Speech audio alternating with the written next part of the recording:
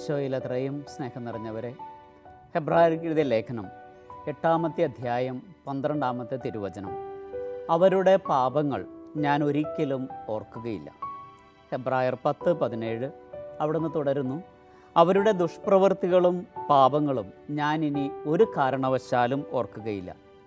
യെശയ്യാ 44:22 കാർമേഘം പോലെ നിൻ്റെ തിന്മകളെയും മൂടൽമഞ്ഞ് പോലെ നിൻ്റെ പാപങ്ങളെയും ഞാൻ തുടച്ചു നീക്കി. യെശയ്യാ 43:25 എന്നെ പ്രതി നിൻ്റെ തെറ്റുകൾ തുടച്ചു മാറ്റുന്ന ദൈവം ഞാൻ തന്നെ, നിൻ്റെ പാപങ്ങൾ ഞാൻ ഓർക്കുകയില്ല. ദൈവം ഓർക്കാത്തതും ഓർക്കാൻ ഇഷ്ടപ്പെടാത്തതും നമ്മുടെ പാപങ്ങൾ തന്നെയാണ് എന്ന് ഇതിൽ നിന്ന് വ്യക്തമാണ്. പാപങ്ങൾ ഏറ്റുപറഞ്ഞ് മറക്കാൻ ആഗ്രഹിക്കുന്നതിലേറെയാണ് അവിടുന്ന് നമ്മുടെ പാപങ്ങൾ മായ്ച്ചു കളയാൻ ആഗ്രഹിക്കുന്നത്. അപ്പം അങ്ങനെയുള്ള ഒരു ദൈവത്തിൻ്റെ സന്നിധിയിൽ എൻ്റെ ഓർമ്മകളെ ഞാൻ എങ്ങനെയാണ് വിലയിരുത്തുന്നത്? ദൈവം മറന്നാലും ഞാൻ മറക്കില്ല, ദൈവം പൊറുത്താലും ഞാൻ പൊറുക്കില്ല എന്ന് പറയുമ്പോൾ നാം എന്താണ് അതിലൂടെ ഉദ്ദേശിക്കുന്നത്? ഞാൻ പൊറുക്കില്ല, ഞാൻ മറക്കില്ല എന്ന് പറയുമ്പോൾ എൻ്റെ ഓർമ്മയിൽ അതൊക്കെ ഞാൻ കൃത്യമായി സൂക്ഷിക്കുന്നു എന്നൊരർത്ഥം കൂടി അതിനുണ്ട്. മറക്കാനും പൊറുക്കാനും മനുഷ്യനെ കഴിയൂ, മനുഷ്യനല്ലേ കഴിയൂ. ഇവിടെയാണ് ഓർമ്മയുടെ പ്രസക്തിയെക്കുറിച്ച് നാം വിചിന്തനം ചെയ്യുന്നത്. ഈ തലമുറ ഏറ്റവും കൂടുതൽ ഉപയോഗിക്കുന്ന ഒരു വാക്കാണ് മെമ്മറി. ഫോണിൻ്റെ മെമ്മറി കുറവാണ്, ലാപ്ടോപ്പിൻ്റെ മെമ്മറി കുറവാണ്. മെമ്മറി കൂട്ടണം, മെമ്മറിയിൽ കൂടുതൽ സേവ് ചെയ്യണം, മെമ്മറിയിൽ കൂടുതൽ സ്റ്റോർ ചെയ്യണം, മെമ്മറിയിൽ നിന്ന് കുറേ കാര്യങ്ങൾ ഡിലീറ്റ് ചെയ്യണം. എല്ലാം മെമ്മറി അല്ലെങ്കിൽ ഓർമ്മയെക്കുറിച്ചാണ് പറയുന്നത്. ഇപ്പോൾ ഫോണിൻ്റെ അല്ലെങ്കിൽ ലാപ്ടോപ്പിൻ്റെ മെമ്മറിയുടെ കാര്യത്തിൽ മാത്രമല്ല ഇത് സാധിക്കുക, നമ്മുടെ ഓർമ്മയിലും ഇക്കാര്യങ്ങളൊക്കെ തന്നെയാണ് സംഭവിക്കുന്നത്.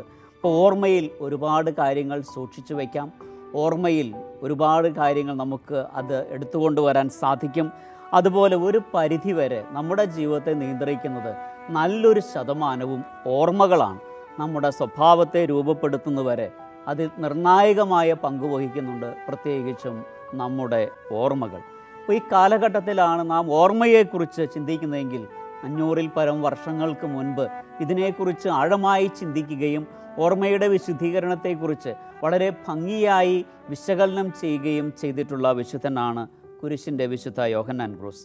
അദ്ദേഹം കർമ്മല മലയേറ്റം ഇരുണ്ട രാത്രി എന്ന് പറയുന്ന പുസ്തകത്തിൽ ഓർമ്മയുടെ വിശുദ്ധീകരണത്തെക്കുറിച്ച് വളരെ ഭംഗിയായി വിശകലനം ചെയ്യുന്നുണ്ട്. വിശുദ്ധൻ പറയുന്നതനുസരിച്ച് ഓർമ്മയിലേക്ക് കടന്നു വരുന്ന കാര്യങ്ങളെ നമുക്ക് സ്വാഭാവികം, ആധ്യാത്മികം, ഭാവനാത്മകം എന്നിങ്ങനെ വേർതിരിക്കാനായിട്ട് സാധിക്കും. എല്ലാറ്റിനെയും കുറിച്ച് നമ്മൾ വിചിന്തനം ചെയ്യുന്നില്ല. അത്യാവശ്യം വിശുദ്ധീകരണത്തിന് ആവശ്യമായതും അനുദിന ജീവിതവുമായി ബന്ധപ്പെട്ട ചില കാര്യങ്ങൾ മാത്രമാണ് ഇവിടെ പങ്കുവയ്ക്കുക. ഒരു ഫോണിൻ്റെയോ ലാപ്ടോപ്പിൻ്റെയോ മെമ്മറി ചെയ്യുന്നത് പോലെ നമ്മുടെ ഓർമ്മയിലും ചെയ്യാൻ സാധിക്കും. ചില കാര്യങ്ങൾ മായ്ച്ചു കളയാം, കുറച്ച് നല്ല കാര്യങ്ങൾ അതിൻ്റെ അകത്ത് സ്റ്റോർ ചെയ്യാൻ പറ്റും, അല്ലെങ്കിൽ അതിനകത്ത് സേവ് ചെയ്യാൻ സാധിക്കും. അപ്പോൾ നമ്മുടെ ഓർമ്മകളെ നമ്മൾ എങ്ങനെ കൈകാര്യം ചെയ്യുന്നു? ഓർമ്മയിലേക്ക് അറിവുകൾ കിട്ടുന്നത് നമ്മളുടെ പഞ്ചേന്ദ്രിയങ്ങളിലൂടെയാണ്. പ്രത്യേകിച്ച് ശ്രവണം, ദർശനം, ഘ്രാണം, രസനം, സ്പർശനം എന്നിവയിലൂടെ ഒരുപാട് കാര്യങ്ങൾ നമ്മുടെ ഓർമ്മയിലേക്കും കടന്നു വരുന്നുണ്ട്. ഇതിൻ്റെയൊക്കെ ഒരു കോപ്പി നമ്മുടെ ഓർമ്മയിൽ പതിയുകയും ചെയ്യുന്നുണ്ട്. ഇപ്പോൾ കമ്പ്യൂട്ടർ, ലാപ്ടോപ്പ്, ഫോണൊക്കെ ഉപയോഗിക്കുന്നവർക്കറിയാം, ഒരിക്കൽ നമ്മൾ അതിനകത്തൂടെ കയറി ഇറങ്ങിക്കഴിഞ്ഞാൽ അതിൻ്റെ ഒരു കോപ്പി അവിടെ കാണാനായിട്ട് സാധിക്കും, നമ്മളത് മായ്ച്ച് കളയുന്നത് വരെ. അപ്പോൾ അങ്ങനെയെങ്കിൽ നമ്മുടെ ഓർമ്മയിലും അങ്ങനെ തന്നെയാണ്. കാണുന്നതിൻ്റെയും കേൾക്കുന്നതിൻ്റെയും രുചിക്കുന്നതിൻ്റെയും ഒക്കെ ഒരു കോപ്പി അതിൻ്റെ ഉള്ളിൽ പതിയുന്നുണ്ട്. അതുകൊണ്ടാണ് രുചികരമായ ഭക്ഷണത്തിൻ്റെ മണം വരുമ്പോൾ തന്നെ നമുക്ക് പ്രത്യേകിച്ച് അത് മനസ്സിലാക്കാൻ സാധിക്കുന്നത് അത് ഇന്ന ഭക്ഷണമാണെന്ന് പോലും. അപ്പോൾ ഓർമ്മയിൽ നിന്ന് ഇതൊക്കെ നമുക്ക് പ്രത്യേകം എടുത്തുകൊണ്ട് വരാൻ സാധിക്കുന്നു എന്നുള്ളതാണ് നമ്മുടെ ഓർമ്മയുടെ ഒരു വലിയ പ്രത്യേകത. അപ്പോൾ ഓർമ്മയെ വിശുദ്ധീകരിക്കണമെങ്കിൽ നമ്മൾ ആദ്യം ചെയ്യേണ്ടത് ഇങ്ങനെ കടന്നു പോകുന്ന ഓർമ്മയിൽ പതിയുന്ന കോപ്പികളെ എങ്ങനെ നമ്മൾ കൈകാര്യം ചെയ്യുന്നു എന്നതിനെക്കുറിച്ചാണ്. ഇപ്പോൾ സാധാരണ പറയും, ഒരു ചെവിയിലൂടെ കേട്ട് മറു ചെവിയിലൂടെ കളയണം. അതുപോലെ തന്നെ നമുക്ക് മനോഹരമായ ഒരു പ്രാർത്ഥനാഗാനമുണ്ട്, നല്ലത് കാണുവാൻ നല്ലത് കേൾക്കുവാൻ എന്ന്. അപ്പോൾ എന്ത് കാണണം, എന്ത് കേൾക്കണം, എന്ത് കാണണ്ട, എന്ത് കേൾക്കണ്ട എന്ന് തീരുമാനിക്കാനുള്ള വലിയ സ്വാതന്ത്ര്യം ദൈവം നമുക്ക് തന്നിട്ടുണ്ട്. അപ്പോൾ നമ്മുടെ ഓർമ്മയിൽ ചെറുപ്പം മുതലേ ഒരുപാട് കാര്യങ്ങൾ പതിഞ്ഞിട്ടുണ്ട്.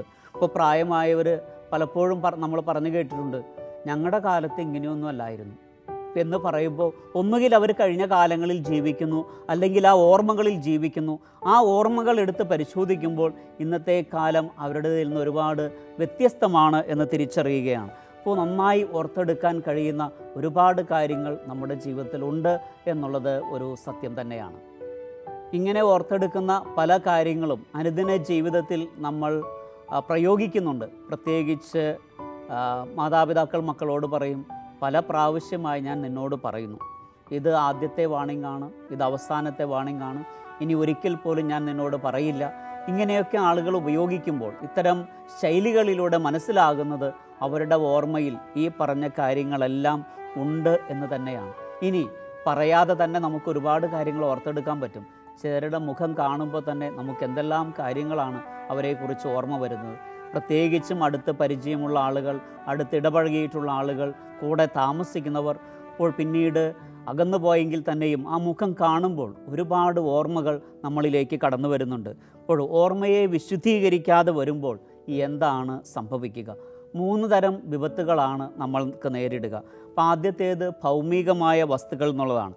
അത് നമ്മളെ വ്യാജം പറയാൻ പ്രേരിപ്പിക്കുന്നു, ദൂഷണം പറയാൻ പ്രേരിപ്പിക്കുന്നു, സ്വാർത്ഥരാക്കുന്നു, ദുർവിധി നടത്തുന്നവരാക്കുന്നു, സമയം പാഴാക്കുക എന്നിങ്ങനെ ആത്മാവിനെ ദുഷിപ്പിക്കുന്ന, വേദനിപ്പിക്കുന്ന ഒരുപാട് കാര്യങ്ങളിലേക്ക് ഓർമ്മകൾ നമ്മളെ നയിക്കുന്നുണ്ട്. ചിലരൊക്കെ മണിക്കൂറുകൾ ദിവാസ്വപ്നത്തിൽ കഴിയുന്നത് നമുക്ക് കാണാൻ പറ്റും.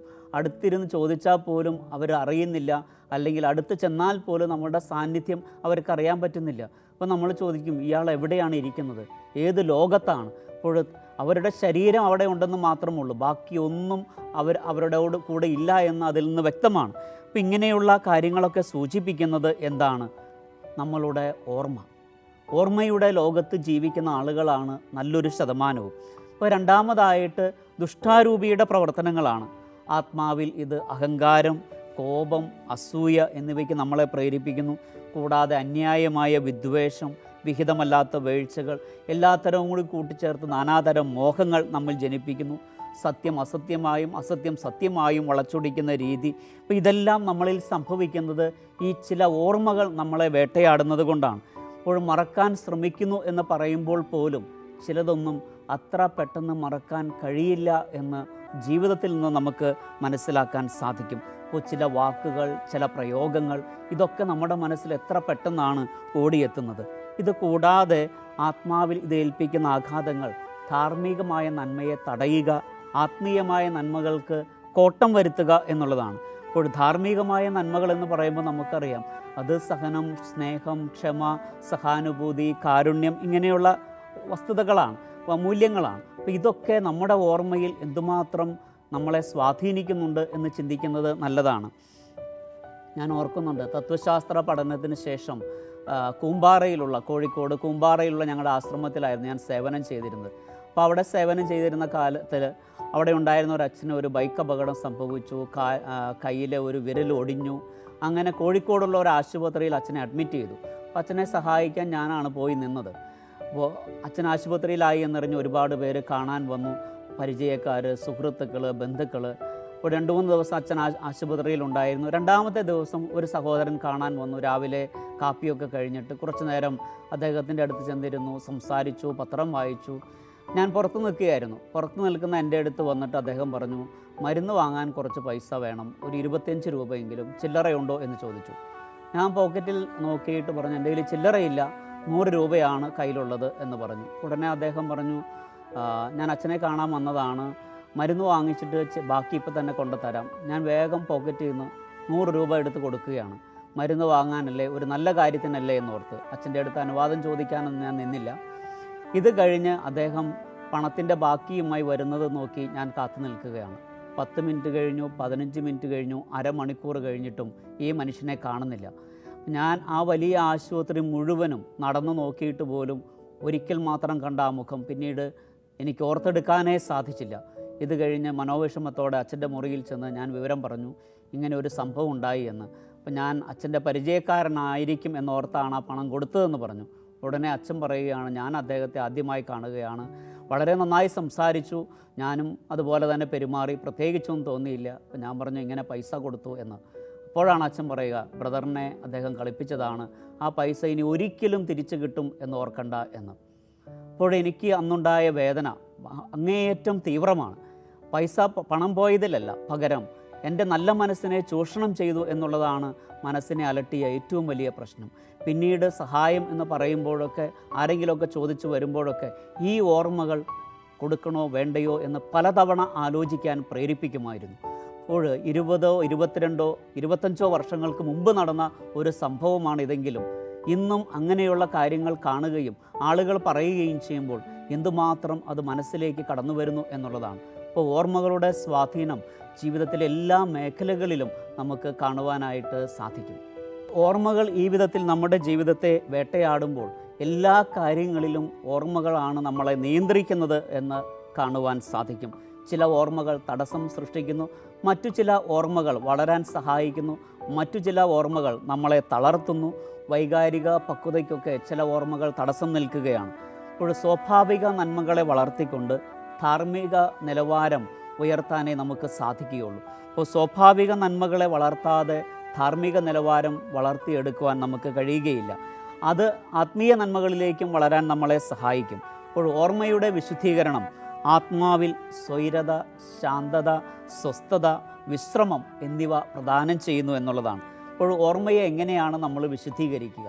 അത് ദൈവിക പുണ്യമായ ശരണം കൊണ്ടാണ്.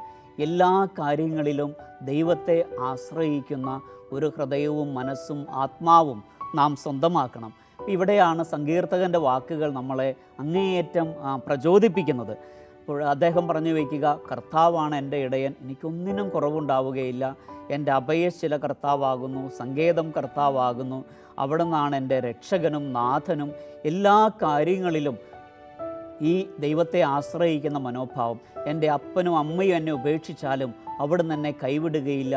ഇതുപോലെ ദൈവത്തിൽ ശരണപ്പെടുന്ന ഒരു സങ്കീർത്തകൻ. അപ്പം അദ്ദേഹം തന്നെ ആത്മാവിനോട് ചോദിക്കുന്നുണ്ട്, നീ എന്തിന് വിഷാദിച്ചുഴലുന്നു, നീ എന്തിന് ആശങ്കപ്പെടുന്നു, ദൈവത്തിൽ ശരണപ്പെടുക എന്ന്. അപ്പം ഇന്ന് ഈ തിരുവചനത്തിലൂടെ കടന്നു പോകുമ്പോൾ എൻ്റെ ഓർമ്മകളെ ഞാൻ എങ്ങനെയാണ് കൈകാര്യം ചെയ്യുന്നത്, എൻ്റെ ഓർമ്മകൾ എൻ്റെ ജീവിതത്തെ എന്തുമാത്രം സ്വാധീനിക്കുന്നുണ്ട് എന്ന് ആത്മശോധന ചെയ്യുന്നത് നല്ലതാണ്. ഈ ഒരു പ്രത്യാശയില്ലാത്ത ആളുകൾക്ക് അവരുടെ വേദനാജനകമായ ജീവിതാനുഭവങ്ങളെ അതിജീവിക്കാൻ കഴിയില്ല എന്നാണ് വിശുദ്ധൻ പറയുക. അപ്പോൾ അവർ ചിന്തിക്കുന്നത് എങ്ങനെയാണ്, നല്ല ജീവിതമൊന്നുമില്ല, എന്ത് പ്രതീക്ഷിക്കാനാണ്, ജീവിതത്തിൽ ഇനി പ്രത്യേകിച്ചൊന്നും ചെയ്യാനില്ല, എല്ലാം തകർന്നു, എല്ലാം തീർന്നു എന്നൊക്കെ പറയുമ്പോൾ ഓർമ്മയുടെ സ്വാധീനമാണ് അവരെ കൂടുതൽ നയിക്കുന്നത് എന്ന് വ്യക്തമാണ്. മാത്രമല്ല ശരണമെന്ന പുണ്യത്തിൻ്റെ കുറവും അവരിൽ കാണാൻ സാധിക്കും. അപ്പോൾ ഇന്ന് ജീവിക്കാൻ ഇങ്ങനെയുള്ള മനുഷ്യർക്ക് കഴിയുന്നില്ല. നിരുത്സാഹവും നിരാശയും ഇച്ഛാഭംഗവും ഒക്കെയാണ് ഇങ്ങനെയുള്ള മനുഷ്യരെ പലപ്പോഴും നയിക്കുന്നത്. എന്നാൽ ഈശോ നമ്മളോട് ആവശ്യപ്പെടുന്നത് ഇന്ന് ജീവിക്കാനാണ്. ഇന്ന് ഈ ഭവനത്തിന് രക്ഷ കൈവന്നിരിക്കുന്നു, ഇന്ന് നീ എന്നോടുകൂടി പർദീസായിലായിരിക്കും, ഇന്ന് നീ കർത്താവിൻ്റെ സ്വരം ശ്രവിക്കുമ്പോൾ ഹൃദയം കഠിനമാക്കരുത്. എല്ലാം ഇന്നിനെക്കുറിച്ച് മാത്രമാണ് ഈശോ നമ്മളോട് സംസാരിക്കുക. അപ്പോൾ ഇന്നലകളിലെ നല്ല ഓർമ്മകൾ സൂക്ഷിക്കുക, കൂടുതൽ ഊർജം പകരുന്ന ഓർമ്മകൾ മനസ്സിലേക്ക് കൊണ്ടുവരിക. ഉണർവും ഉന്മേഷവും ഊർജവും പകരാൻ കഴിയുന്ന ഓർമ്മകൾ ജീവിതത്തെ കൂടുതൽ തേജസ്സുറ്റതും ഉന്മേഷഭരിതവുമാക്കി തീർക്കുകയാണ് ചെയ്യുന്നത്. അപ്പോൾ കൂടെ കൊണ്ട് നടക്കാൻ ഒരുപാട് നല്ല ഓർമ്മകൾ നാം സൂക്ഷിക്കേണ്ടിയിരിക്കുന്നു. നമ്മുടെ പ്രാർത്ഥനാഗാനങ്ങളുടെയൊക്കെ ഒരു മനോഹാരിത അവിടെയാണ് കാണാൻ സാധിക്കുക. ഓർമ്മയിൽ നിൻമുഖം മാത്രം ഓർക്കുമ്പോൾ മനം കുളിരുന്നു. അതുപോലെ തന്നെ ഓർമ്മ വെച്ച നാൾ മുതൽ ഓസ്തിയിൽ നിന്നെ കാണുന്നു. കൂടാതെ എൻ്റെ അമ്മയെ ഓർക്കുമ്പോൾ മാതാവേ നിന്നെ ഞാൻ ഓർക്കുന്നു മിഴിനീരോടെ. ഇത് പാട്ടുകളൊക്കെ എഴുതിയ ആളുകളെയൊക്കെ അങ്ങേയറ്റം നന്ദിപൂർവ്വം ഞാൻ ഈ അവസരത്തിൽ ഓർക്കുകയാണ്. ഓർമ്മകളെക്കുറിച്ച് എഴുതുന്ന മനുഷ്യർ, ഓർമ്മകളുടെ സ്വാധീനം മനസ്സിലാക്കിയ മനുഷ്യർ, നല്ല ഓർമ്മകൾ എന്തുമാത്രം മനസ്സിന് കുളിർമയേകുന്നു എന്ന് ഈ പ്രാർത്ഥനാഗാനങ്ങൾ നമുക്ക് പറഞ്ഞു തരുന്നുണ്ട്. നമ്മുടെ കൂദാശ സ്വീകരണങ്ങളുടെയൊക്കെ ഒരു പ്രത്യേകത ഇതാണ്. അതൊക്കെ ഇത്രയും മനോഹരമായിട്ട് തിരുസഭയിൽ കൊണ്ടാടുന്നത് നമ്മുടെ കുഞ്ഞുങ്ങളുടെ മനസ്സിലും വളർന്നു വരുന്നവരുടെ മനസ്സിലുമൊക്കെ നല്ല ഓർമ്മകൾ ഉണ്ടാക്കുന്നതിന് വേണ്ടിയിട്ടാണ്. മാമോദീസയൊക്കെ എത്ര ഭംഗിയായിട്ടാണ്, ആദ്യ കുർബാന സ്വീകരണമൊക്കെ ഗംഭീരമായിട്ടാണ് നമ്മൾ നടത്തുക. പക്ഷെ അതൊക്കെ ചിലരൊക്കെ ആഘോഷത്തിൻ്റെ കൂടുതലിലേക്ക് പോകുന്നുണ്ടെന്ന് പറഞ്ഞാൽ തന്നെയും കുഞ്ഞുങ്ങളുടെ മനസ്സിൽ അത് ഉണ്ടാക്കുന്ന ഓർമ്മകൾ എന്ത് നല്ല ഓർമ്മകൾ കൊടുക്കാനാണ് ഞാൻ ഇങ്ങനെയുള്ള കൂദാശ സ്വീകരണങ്ങൾ ആഘോഷമാക്കി മാറ്റുന്നത് എന്ന് ഓർക്കുന്നത് നല്ലതാണ്. അപ്പോൾ അതുകൊണ്ട് എനിക്ക് തോന്നുന്നു നമ്മുടെ കൂദാശ സ്വീകരണങ്ങളൊക്കെ അങ്ങേയറ്റം ഭക്തിസാന്ദ്രവും ആത്മീയ ഉണർവും ഉന്മേഷവും പകരുന്നതാവുമ്പോൾ അതൊക്കെ കുഞ്ഞുങ്ങളുടെ മനസ്സിൽ മായാത്ത ഓർമ്മകൾ സൃഷ്ടിക്കുമെന്ന് നിസ്സംശയം നമുക്ക് പറയുവാൻ സാധിക്കും. അപ്പോൾ നമ്മുടെ കൂദാശ സ്വീകരണങ്ങൾ അങ്ങനെ ഹൃദ്യവും ലളിതവും സുന്ദരവും ആത്മീയ ഉണർവും പകരുന്നതാകുമ്പോൾ നല്ല ഓർമ്മകൾ മനസ്സിൽ കൊണ്ടു നടക്കുന്ന മനുഷ്യരായിട്ട് നമ്മൾ മാറുകയാണ്. അപ്പോൾ അനുദിന കാര്യങ്ങളിലൊക്കെ ഈ നല്ല ഓർമ്മകൾ അവരെ മുന്നോട്ട് നയിക്കാനായിട്ട് സാധിക്കും. അപ്പോൾ എൻ്റെ അമ്മയെ ഓർക്കുമ്പോൾ മാതാവ് ഇന്നേനെ ഞാൻ ഓർക്കുന്നു മിഴിനീരോടെ എന്ന് പാടുമ്പോൾ ഒരു നല്ല കാലത്തിൻ്റെ ഓർമ്മകൾ, നല്ല അനുഭവത്തിൻ്റെ ഓർമ്മകൾ, ഇതൊക്കെയാണ് നമ്മുടെ മനസ്സിലേക്ക് കടന്നു വരുന്നത്. അപ്പം അങ്ങനെയെങ്കിൽ നമ്മുടെ ഓർമ്മകളെ എങ്ങനെയാണ് നാം കൊണ്ടു നടക്കുന്നത്, എങ്ങനെയാണ് ഓർമ്മകൾ നമ്മുടെ ജീവിതത്തെ സ്വാധീനിക്കുന്നത് എന്ന് ചിന്തിക്കുന്നത് നല്ലതായിരിക്കും.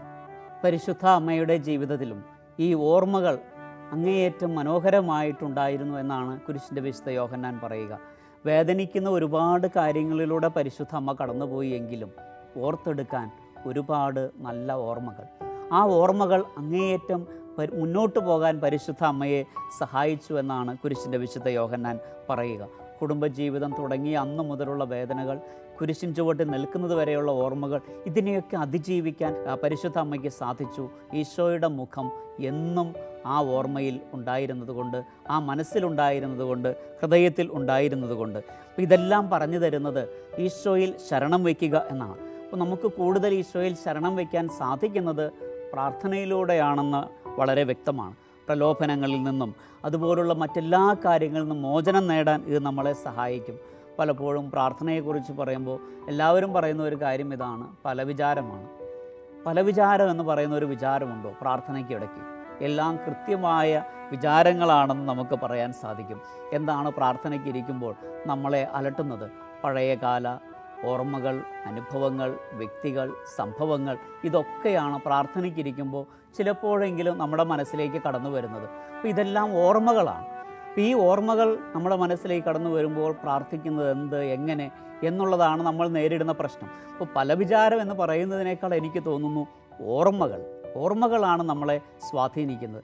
പിന്നെ കുറച്ച് ഭാവനകൾ അല്ലെങ്കിൽ പദ്ധതികൾ, നാളെ എങ്ങനെ, എന്ത്, എങ്ങനെയുള്ള കാര്യങ്ങളൊക്കെയാണ് പ്രാർത്ഥനയിൽ നമ്മളെ അലട്ടുന്നത്.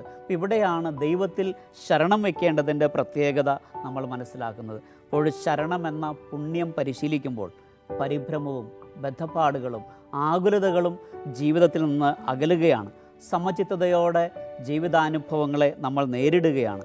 അതുപോലെ പ്രാർത്ഥനയിലെ ശുഷ്കത, അലസത, വിരസത, ഇതൊക്കെ മാറ്റാനും നമുക്ക് സാധിക്കും.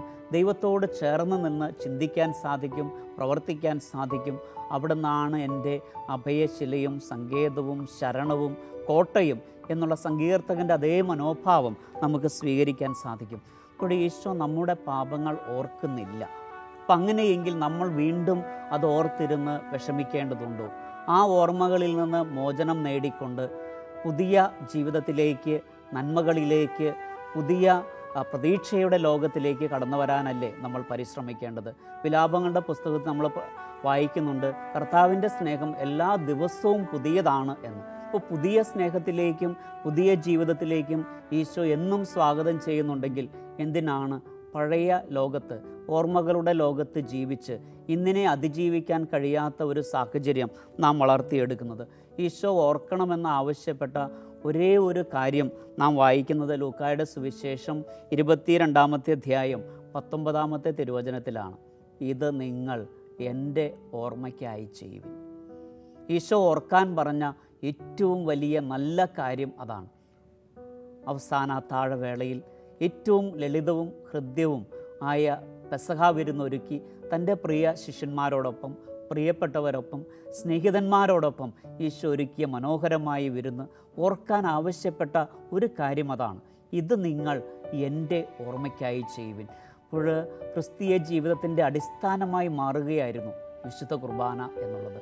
എല്ലാ വിശുദ്ധ കുർബാനയിലും നമ്മൾ ആവർത്തിക്കുകയും ചെയ്യുന്ന ഒരു കാര്യം അതാണ്, ഇത് എൻ്റെ ഓർമ്മയ്ക്കായി ചെയ്യുവിൻ. അത്രയും നല്ല ഓർമ്മ. അവസാന നിമിഷം ഈശോ യാത്ര പറയുന്നതിന് തൊട്ട് മുൻപ് ഏറ്റവും നല്ല ഓർമ്മ കൊടുത്ത് യാത്ര പറയാനാണ് ഈശോ ആഗ്രഹിച്ചത്. അപ്പം അങ്ങനെയെങ്കിൽ നമ്മളൊന്ന് ആത്മശോധന ചെയ്യുന്നത് നല്ലതാണ്. ജീവിതത്തിൽ ചിലരെയൊക്കെ ഒരിക്കൽ കണ്ടുമുട്ടുന്നു, പിന്നീട് കണ്ടുമുട്ടാറേയില്ല. ചിലരെയൊക്കെ കുറച്ച് നിമിഷത്തേക്ക് കണ്ടുമുട്ടുന്നുള്ളൂ, പിന്നീട് നമ്മൾ അവരെ കാണാറേയില്ല. ചിലരൊക്കെ കുറച്ചു കാലം നമ്മുടെ കൂടെ യാത്ര ചെയ്യും. ആരാണെങ്കിലും എവിടെയാണെങ്കിലും എന്താണെങ്കിലും എനിക്ക് തോന്നുന്നു ഓർക്കാൻ കുറച്ച് മധുരിക്കുന്ന ഓർമ്മകൾ സമ്മാനിച്ച് ഈ ലോകത്തോട് യാത്രയാവുക. നമ്മുടെ മുഖം കാണുമ്പോൾ അവർക്ക് കുറേയെങ്കിലും മധുരിക്കുന്ന ഓർമ്മകൾ ഉണ്ടായിരിക്കുക. ഓരോ വിശുദ്ധ കുർബാനയിലും നമ്മൾ പാടുന്നത് അങ്ങനെയാണ്, മനസ്സൊരു സക്രാരിയായി ഓർക്കുകയാണ് ഇവിടെ എന്ന്. ഓരോ കുർബാനയിലും ഇതുമാതിരി മധുരിക്കുന്ന ഓർമ്മകൾ ഉണ്ട് എങ്കിൽ ജീവിതത്തിലും അങ്ങനെ ഓർമ്മകൾ കൊണ്ടുവരുവാൻ സാധിക്കുമ്പോൾ നമുക്കും പറയാൻ സാധിക്കും, അവിടുന്ന് ഓർക്കുന്നില്ലെങ്കിൽ ഞാനും ഓർക്കുന്നില്ല. അവിടുന്ന് ഓർക്കുന്നത് മാത്രം ഓർത്തുകൊണ്ട് ഓർമ്മകളെ ശരണം കൊണ്ട് വിശുദ്ധീകരിച്ചുകൊണ്ട് ജീവിക്കാനുള്ള കൃപയ്ക്കായിട്ട് നമുക്ക് പ്രാർത്ഥിക്കാം. അതുകൊണ്ട് ഓർമ്മകൾ, മധുരിക്കുന്ന ഓർമ്മകൾ, നല്ല ഓർമ്മകൾ നമ്മുടെ ജീവിതത്തെ അർത്ഥപൂർണ്ണമാക്കട്ടെ. കൃപയ്ക്കായി പ്രാർത്ഥിക്കാം. ദൈവം നമ്മെ അനുഗ്രഹിക്കട്ടെ.